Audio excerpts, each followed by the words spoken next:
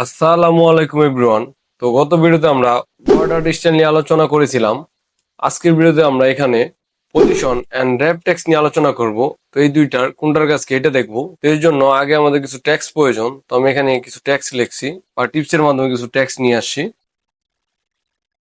তো এখানে আমি কিছু টেক্সট নিয়ে এসেছি। তো এখানে দেখতে পাচ্ছি আমাদের শেপটা রয়েছে, এই শেপটা টেক্সটের উপরে রয়েছে।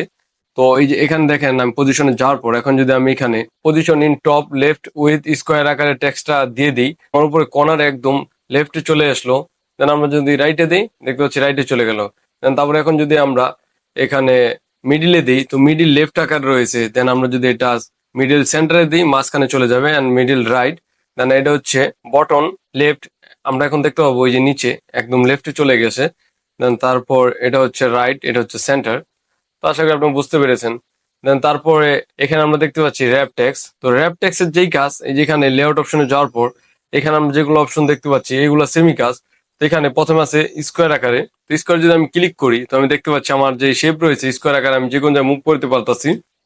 দেন তারপর এটা হচ্ছে ট্রাইট। তো উপরে যে তিনটা রয়েছে প্রায় সেম। তো এই যেখানে আমরা দেখতে পাচ্ছি স্কোয়ার ট্রাইট, তো একই, এই তিনটা প্রায় সেম কাজ করে। দেন তারপর আমরা এখানে দেখতে পাচ্ছি টপ এন্ড বটন। তো আমি এটা টপ এন্ড বটন যদি করে দিই, তো আমি দেখতে পাচ্ছি আমাদের শেপ রয়েছে উপরে আর নিচে এই বরাবর কোনো ট্যাক্স লেখা যাবে না। আমার যে এই শেপটা রয়েছে এই শেপ বরাবর আর কোনো কিছু লিখতে পারবো না, লেফটে হোক আর রাইটে হোক।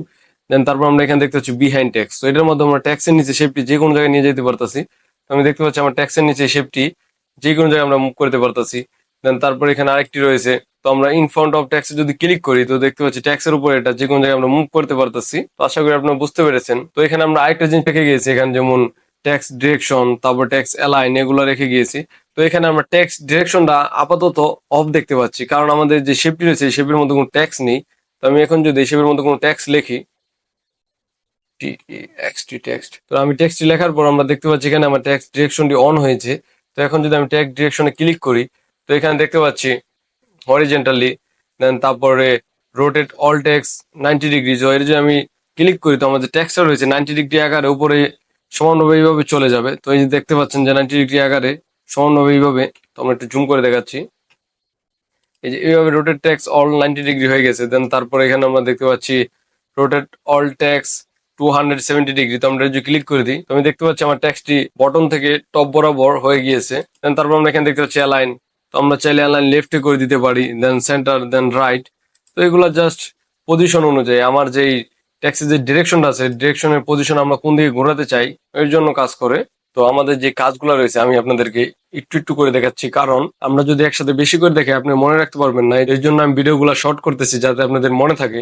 তো এই ছিল মূলত position, wrap text and text direction and align নিয়ে সংক্ষিপ্ত আলোচনা। আশা করি আপনি সবাই বুঝতে পেরেছেন। এবং অফিসিয়াল ইম্পর্টেন্ট টুলস এর ব্যবহার যদি আপনি শিখতে চান, আমার YouTube channel tech by Mehedi Hasan subscribe, অথবা আমার Facebook page tech by Mehedi Hasan follow করে রাখতে পারেন। সবাইকে ধন্যবাদ।